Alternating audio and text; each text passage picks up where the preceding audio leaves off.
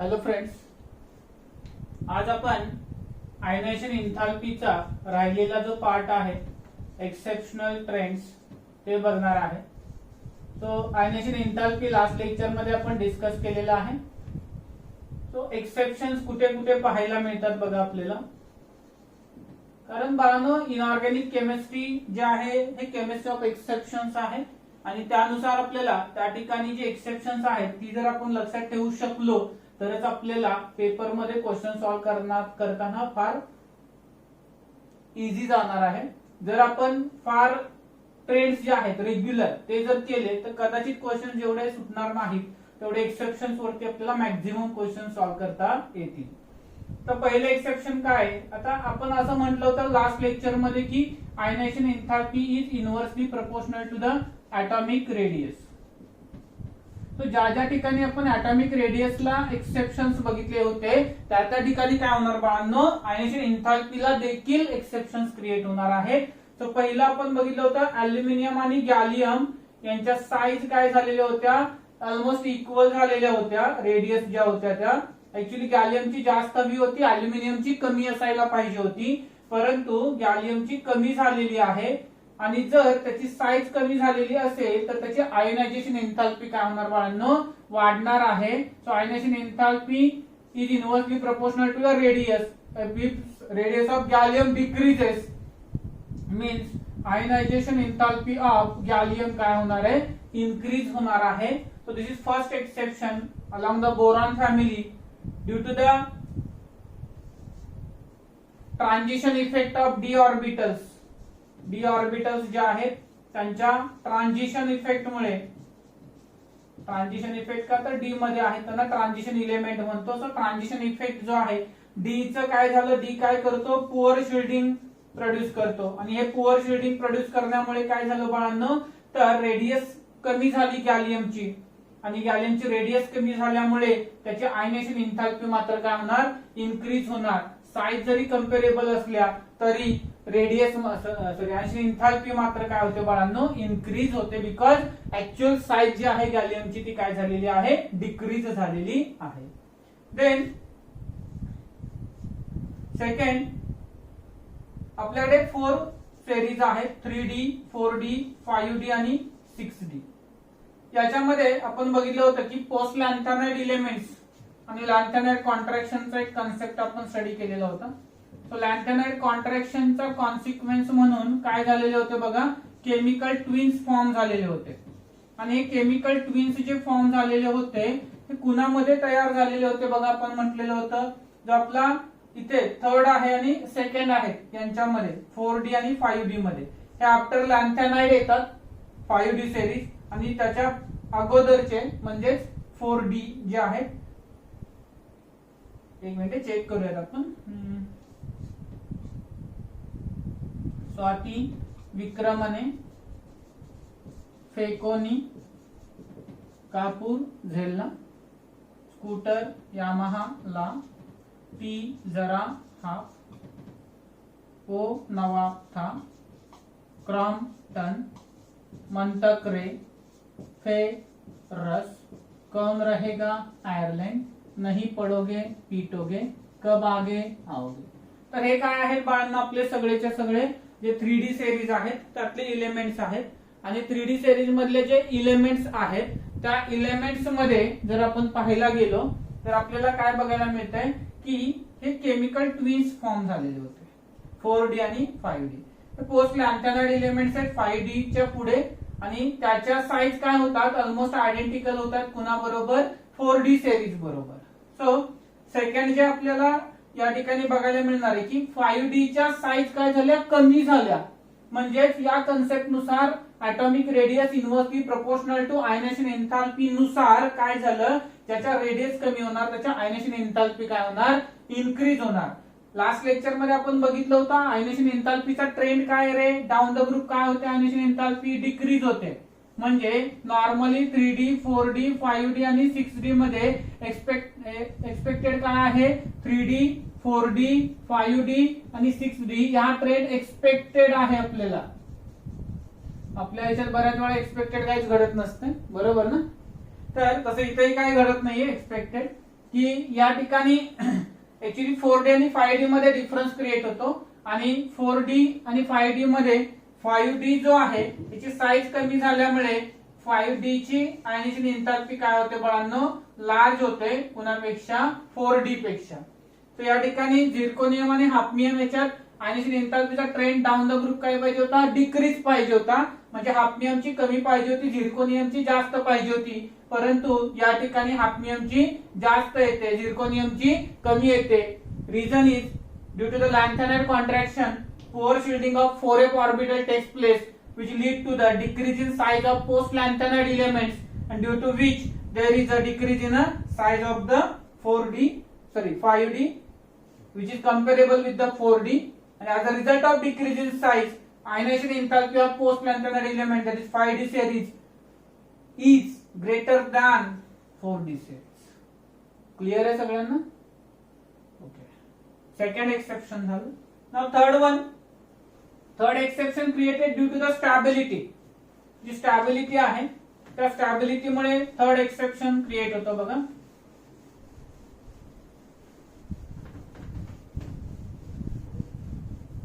Stability कोणाची, electronic configuration, जे half field completely field आपण बघितलं ती स्टॅबिलिटी. आता आपण जर एलिमेंट घेतले आपण सेकंड पिरियडचे, lithium, beryllium, boron, carbon, nitrogen, oxygen, fluorine, neon. What are the electronic configurations? They have 1s2, 2s2. बघा काय येणार याचं, lithium atomic number 3 1s2, 2s1, बेरिलियमचं 1s2, 2s2, याचं 2p1, 2p2, 2p3, 2p4, 2p5, 2p6. As a routine trend expected काय आहे, left to right ionization enthalpy increases, हे expected आहे. परंतु फॉर स्टेबल कॉन्फिगरेशन्स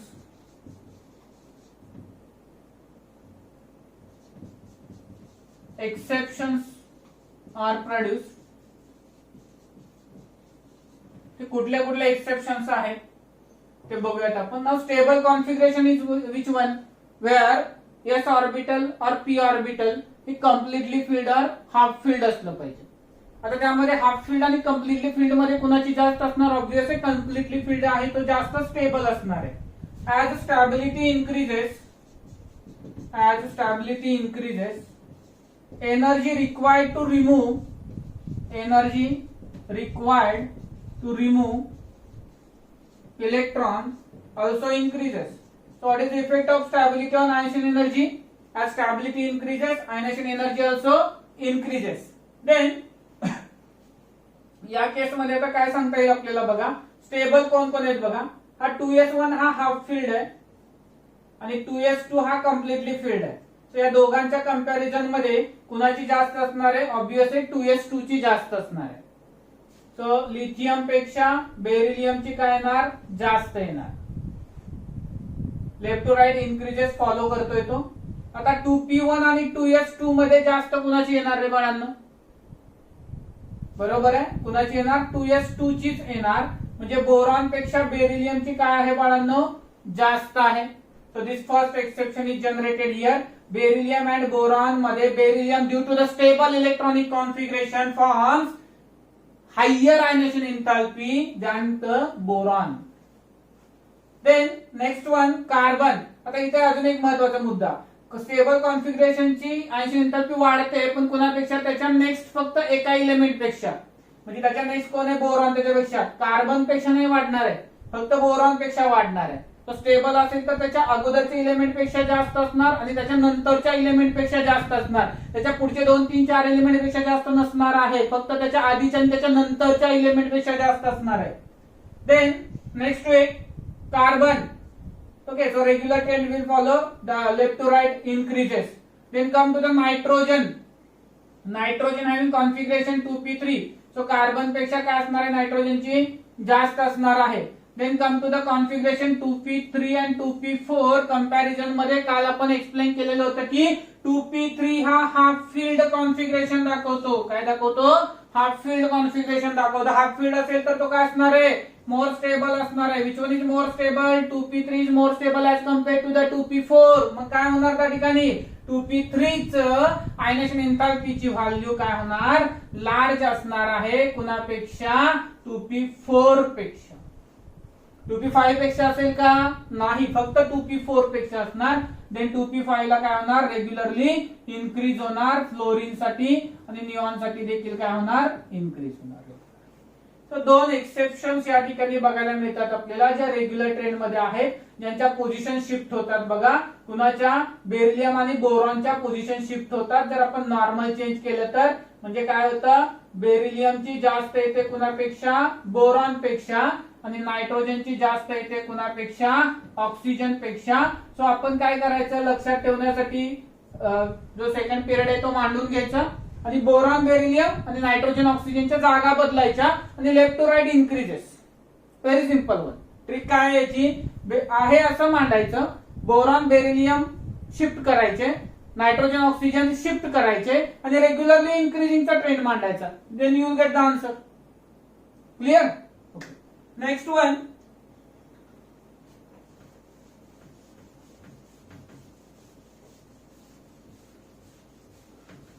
हे झाले एक्सेप्शनल ट्रेंड्स.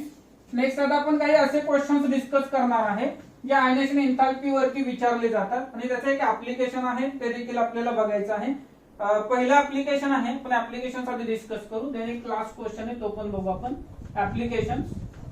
फर्स्ट ऍप्लिकेशन आहे metallic character आणि नॉन मेटॅलिक कॅरेक्टर डिसाइड करणं. सो मेटॅलिक कॅरेक्टर आपण लास्ट लेक्चर मध्ये डिस्कस केलेलं होतं. काय सांगितलेलं होतं आपण? मेटॅलिक कॅरेक्टर म्हणजे ज्याची इलेक्ट्रॉन लॉस करण्याची टेंडन्सी काय आहे? जास्त आहे. तो काय असतो बाळांनो? मेटॅलिक इन नेचर असतो. आणि नॉन मेटॅलिक जो आहे तो काय असतो? ज्याची इलेक्ट्रॉन लूज करण्याची टेंडन्सी अजिबात नसते, त्याची इलेक्ट्रॉन ऍक्सेप्ट करण्याची टेंडन्सी असते, त्याला आपण नॉन मेटॅलिक एलिमेंट म्हणतो. मग मला सांगा, इलेक्ट्रॉन लॉस करण्याची टेंडन्सी जास्त आहे म्हणजे आयनेशन एन्थाल्पी काय आहे बाळांनो? त्याची कमी आहे. So elements with low value of ionization enthalpy or potential possess metallic character. So metallic character आहे असं कसं ओळखणार आपण? जर त्याची आयनेशन पोटेन्शियलची व्हॅल्यू काय असायला पाहिजे? कमी असायला पाहिजे. Elements with high value of ionization potential possess non-metallic character. ज्यांची आयनेशन पोटेन्शियलची व्हॅल्यू खूप लार्ज आहे त्यांचं नॉन मेटॅलिक कॅरेक्टर असणार, ज्यांचे स्मॉल आहे त्यांचं मेटॅलिक कॅरेक्टर असणार आहे. इन शॉर्ट आपण सांगू शकतो metallic character is inversely proportional to the ionization enthalpy. जेवढे आयनेशन एन्थाल्पी वाढणार तेवढं मेटॅलिक कॅरेक्टर कमी होणार. Then second one, electron loss करण्याची टेंडन्सी जास्त आहे. इलेक्ट्रॉन लॉस करण्याची टेंडन्सी जास्त आहे. रिएक्टिव्हिटी संदर्भातला क्वेश्चन आहे. What about the reactivity of element? जर इलेक्ट्रॉन लॉस करण्याची टेंडन्सी जास्त आहे म्हणजे त्याची रिएक्टिव्हिटी जास्त आहे. मग इलेक्ट्रॉन लॉस करण्याची टेंडन्सी जास्त कोणाची असते? ज्याचं आयनेशन पोटेन्शियल कमी असतं. म्हणजे once again reactivity is also inversely proportional to the ionization enthalpy. React कधी होणार आहे? तर त्याने इलेक्ट्रॉन पटकन दिला किंवा घेतला, त्याचा अर्थ तो रिएक्ट होण्यासाठी काहीतरी एफर्ट घेतोय.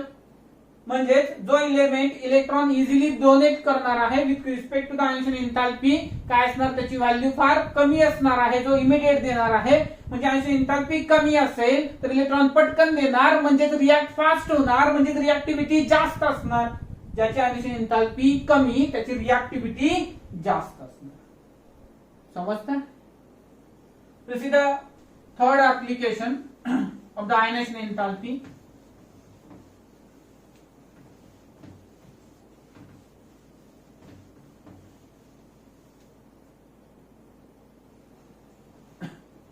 Stability of oxidation states. आता एखादे ऑक्सिडेशन स्टेट म्हणजे काय? त्याच्यावरती असणारा न्यूमरिक चार्ज जो असतो एखाद्या स्पेसिस वरती. For example Na+, what is oxidation state? +1. Al3 plus. What is oxidation state? +3. So in terms of numerical charge जो आहे त्याच्यावरती तो म्हणजे त्याचा ऑक्सिडेशन नंबर असतो. आता या ठिकाणी आपल्याला काय दिलेलं आहे बघा, stability of lower oxidation state कधी असणार आहे आणि stability of higher oxidation state कधी असणार आहे. तर या दोघांची स्टॅबिलिटी आपण कशा पद्धतीने डिस्कस करणार आहे ते पाहूया त्या ठिकाणी. If difference between two successive ionization energy is greater than or equal to 16 electron volt, lower oxidation state is stable. दोन आयनायझेशन एनर्जी मधला डिफरन्स, सपोज फर्स्ट आणि सेकंड आहे, त्याच्यामधला डिफरन्स किंवा कुठले असू शकते, दोन आयनायझेशन एन्थाल्पी मधला डिफरन्स एक्स आणि वाय म्हणूयात आपण, जो आहे तो 16 इलेक्ट्रॉन व्होल्ट एवढा किंवा त्याच्यापेक्षा जास्त असेल तर लोअर ऑक्सिडेशन स्टेट स्टेबल असते. आणि जर हा 11 इलेक्ट्रॉन व्होल्ट पेक्षा कमी असेल, याची इंटरमिडिएट व्हॅल्यू दिली जात नाही, त्याच्यापेक्षा जर कमी असेल तर त्या ठिकाणी हायर ऑक्सिडेशन स्टेट ही स्टेबल असते. Let's see the example. Mg forms Mg plus gaseous by loss of one electron for purpose. Another case, Mg plus gives Mg2 plus by loss of again one electron, and we are provided with a delta IE. म्हणजे काय रे, delta म्हणजे difference दोघांमधला जो आहे, येथे कोणामधला असणार आहे delta IE म्हणजे ionisation enthalpy of second minus ionisation enthalpy of first, जो आहे तो आपल्याला दिलेला आहे 7.4 electron volt. So now they provided directly a difference. So as we know, lower oxidation state is stable when difference is greater than 16 electron volt, and if it is less than 11 electron volt, higher oxidation state is stable. मग मला सांगा, इथे Mg च्या दोन oxidation states आहेत, एक आहे +1 आणि दुसरे आहे +2. तर अशा केस मध्ये ज्या ऑक्सिडेशन स्टेट्स आपल्याला बघायच्या आहेत या केस मध्ये त्याची स्टॅबिलिटी सांगायची आहे, त्या आहेत +1 आणि +2. ही लोअर ऑक्सिडेशन स्टेट आली +1, ही हायर ऑक्सिडेशन स्टेट आली +2. तर दोघांमधला डिफरन्स किती दिलेला आहे या ठिकाणी 7.4 इलेक्ट्रॉन व्होल्ट. 7.4 हा लेस दॅन 11 आहे. लेस दॅन 11 असेल तर हायर ऑक्सिडेशन स्टेट स्टेबल असते. म्हणजे कुठले ऑक्सिडेशन स्टेट स्टेबल असणार? +2. So we can predict that Mg2 plus is more stable than the Mg plus. Clear? समजते का बघा. अजून एक एक्झाम्पल घेऊयात आपण याचं.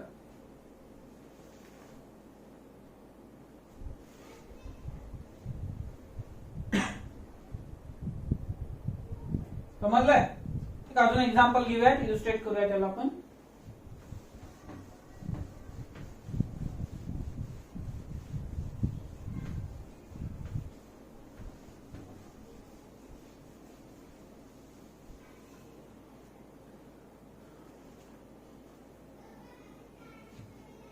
We are provided with Al plus.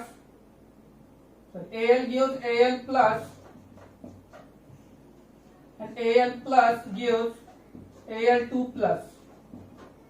Difference is 12.8 electron volt. Sorry.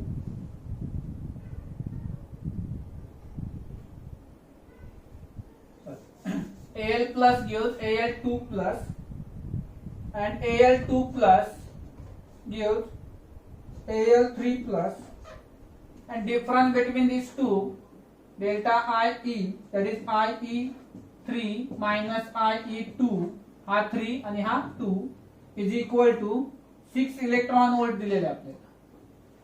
मला सांगा, हा जो डिफरन्स आहे तो काय आहे रे बाळांनो? बघा बरं या ठिकाणी लेस दॅन 11 इलेक्ट्रॉन व्होल्ट आहे. लेस दॅन 11 इलेक्ट्रॉन व्होल्ट एवढा आहे. म्हणजे त्या ठिकाणी कुठले ऑक्सिडेशन स्टेट स्टेबल असते? हायर ऑक्सिडेशन स्टेट स्टेबल असते. हायर ऑक्सिडेशन स्टेट कोणती आहे? +2 की +3? दोन ऑक्सिडेशन स्टेट्स आहेत, +2 आणि +3. यातली लोअर कोणती आहे? +2. हायर कोणती आहे? +3. So according to the given condition, higher is more stable, means Al3 plus is more stable than the Al2 plus. Okay, one more illustration in the same example. Suppose we are provided with Al gives Al plus and Al plus gives Al2 plus, and difference provided is 18.6 electron volt. Then what will happen? Al plus is lower oxidation state. Al2 plus is higher oxidation state. This one is higher, this one is lower.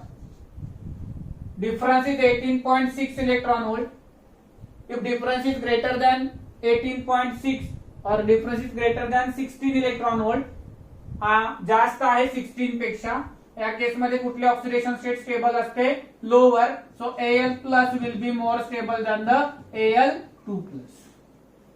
So this is the application of ionization enthalpy. We can predict stability of the oxidation states. If difference comes less than 11 electron volt, higher oxidation states are stable. If difference comes greater than 16 electron volts, then lower oxidation state will be stable. कधी कधी 11च्या आणि 16च्या मध्ये जर value provide केली गेली तर higher value provide consider करायची, म्हणजे 11 पेक्षा जास्त आहे असं कन्सिडर करायचं, आणि त्या केसमध्ये लोअर ऑक्सिडेशन स्टेट स्टेबल आहे असं कन्सिडर करायचं. If provided, they will not, but if provided काय कराल? लोअर ऑक्सिडेशन स्टेट कन्सिडर करायची if value is greater than 11 electron volt. Clear? Then एक कॉन्सेप्ट आहे छोटासा, ज्यामध्ये आपल्याला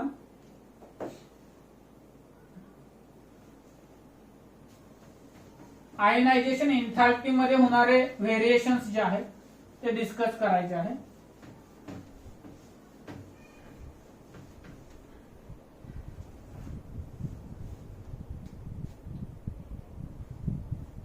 सपोज आपल्याला एक क्वेश्चन दिलेला आहे ज्याच्यामध्ये 1s2 2s2 2p1 कॉन्फिगरेशन आहे, 1s2 2s2 2p2 कॉन्फिगरेशन आहे, 1s2 2s2 2p3 कॉन्फिगरेशन आहे, 1s2 2s2 2p4 कॉन्फिगरेशन आहे आणि 1s2 2s2 2p5 कॉन्फिगरेशन आहे.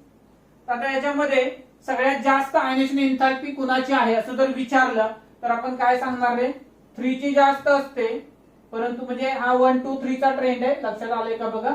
P1 P2 P3 P4 P5, बरोबर का? P1 P2 P3 P4 P5 असा ट्रेंड आहे. मग या केस मध्ये काय झालं?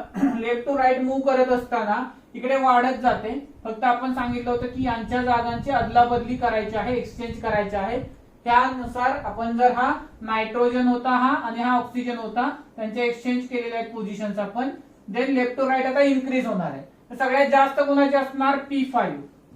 So highest value first ionization एन्थॅल्पीची सगळ्यात जास्त कोणाची असणार? 2p5 ची. देन कोण येणार? 2p3, देन 2p4, 2p2 आणि 2p1. So this is first type of question. Now असं जर विचारलं, which of the following will have second ionization enthalpy value higher? Higher second ionization enthalpy ची व्हॅल्यू कुणाची असेल?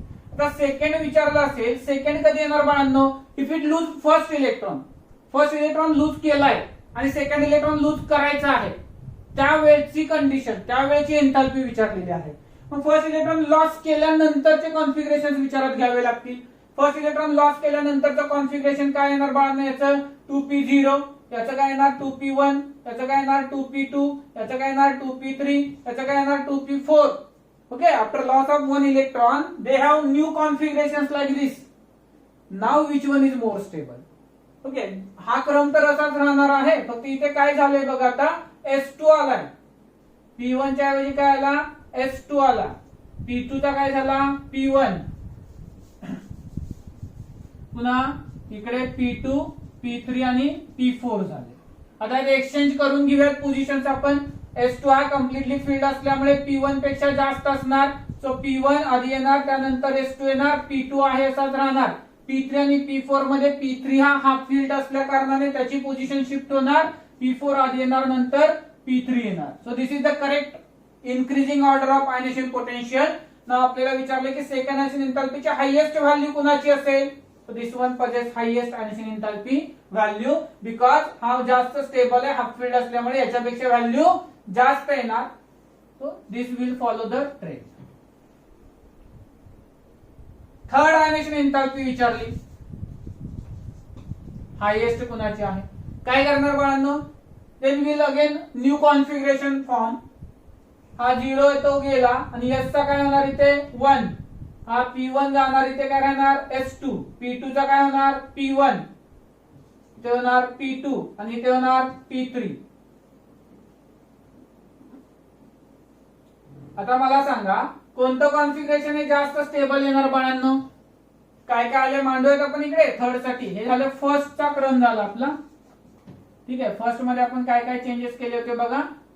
फर्स्टचा नाही, हा याचाच आहे फर्स्टचे. ओके ठीक आहे, फर्स्टचं गेलं, हे आपलं सेकंडचेच आहेत. दोन्ही ट्रेंड जे आहेत ते आपण एक्सचेंज करून घेतलाय. हा फर्स्ट मध्ये काय आलेलं होतं बघा, आठवत असेल तर 1s2 2s2 घेतलेला होता आपण, 2p1 होता. सो 2p1 पेक्षा P1 पेक्षा P2 जास्त, P2 पेक्षा P4 जास्त, P4 पेक्षा P3 आणि त्यापेक्षा P5 असं आलेलं होतं फर्स्ट साठी. म्हणजे तिथे P5 जास्त स्टेबल होता. आता थर्ड साठी बघायचं आपल्याला. थर्ड साठी आपल्याकडे कॉन्फिगरेशन काय आले बघा, S1 S2 P1 P2 P3. Okay, इथे स्लाइड चेंज कुठे होणार आहे, फक्त S1 आणि S2 मध्ये एक्सचेंज होईल. S1 च्या जागी काय येणार, सॉरी S1 S2 बरोबर आहे, काय एक्सचेंज नाही होणार. P1 आणि S2 मध्ये एक्सचेंज होईल, P1 आणि S2 मध्ये. तर हा P1 जो आहे तो कमी असणार आहे आणि S2 हा कम्प्लिटली फील्ड मुळे काय होणार आहे, जास्त येणार आहे. आता बाकी इकडे काय एक्सचेंज होणार आहे का, नाही. आता हायएस्ट कुणाचा आले रे, थर्ड डायमेन्शन एंथॅल्पी, ज्याचं कॉन्फिगरेशन स्टेबल आहे. तर अशा पद्धतीनं ज्यावेळी आपल्याला फर्स्ट किंवा सेकंड किंवा थर्ड डायमेन्शन एंथॅल्पी विचारली जाईल त्या पद्धतीने त्याचे कॉन्फिगरेशन चेंज करत चला. म्हणजे उदाहरण बघा, सोडियम आपण घेतला तर त्याचं इलेक्ट्रॉनिक कॉन्फिगरेशन आहे 1s2 2s2 2p6 3s1. आणि मॅग्नेशियम जर घेतला आपण तर त्याचं कॉन्फिगरेशन आहे 1s2 2s2 2p6 3s2. Now this having configuration 3s1 and 3s2. मग आता फर्स्ट डायमेन्शन एंथॅल्पी जर आपण विचारात घेतली तर ती कुणाची मॅक्झिमम असणार आहे, ज्याचं स्टेबल कॉन्फिगरेशन आहे. स्टेबल कुणाचं आहे, S चं. S कोण 3s2. सो मॅग्नेशियमची ग्रेटर असणार कुणापेक्षा, सोडियम पेक्षा. बट सेकंड डायमेन्शन एंथॅल्पी जर विचारात घेतली आपण तर काय होणार बघा बाळांनो, कॉन्फिगरेशन काय होणार, याचे चेंज होणार. काय कॉन्फिगरेशन येणार विचार करा. एक एक ने कमी करायचे आपल्याला इलेक्ट्रॉन दोन्ही मधून.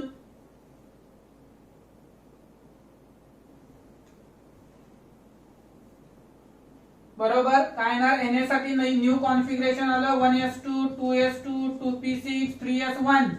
आणि Mg साठी काय आलं new configuration 1s2 2s2 2p6 3s काय राहिलं 1. सॉरी इथे काय आलं, सोडियम साठी 3s गेला, त्याचा 2p6 राहिलं आणि याच्या 3s मध्ये काय आला 1 इलेक्ट्रॉन आला. Now which one is more stable, P6 और S1.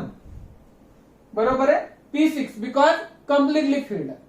सो कम्प्लिटली फील्ड असल्यामुळे सेकंड डायमेन्शन एंथॅल्पी कोणाची मॅक्झिमम येणार, सोडियमची. कारण बघा याने इनर्ट गॅसचं कॉन्फिगरेशन अक्वायर केलंय. 1s2 2s2 2p6 is the configuration of inert gas neon, 10 atomic number आहे. म्हणजे 2p6 कॉन्फिगरेशन आहे किंवा p6 कॉन्फिगरेशन जे आहे त्याची डायमेन्शन एंथॅल्पी काय असणार, S1 पेक्षा ऑब्विसली जास्त असणार आहे. समजतंय का बघा. जस्ट ऑर्डर बघा पुन्हा एकदा. उद्याच्या लेक्चर मध्ये आपण काही क्वेश्चन्स डिस्कस करणार आहे. त्यानंतर डायमेन्शन एंथॅल्पी संपेल आपलं.